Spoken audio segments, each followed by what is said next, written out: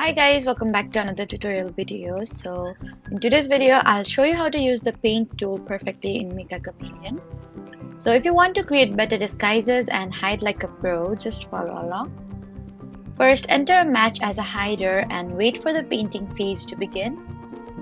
Next, open the paint tool and select the area of your character you want to customize.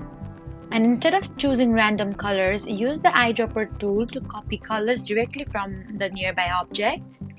And after that, compare your character with the object you want to hide as, and make sure the color, brightness, and texture match the environment.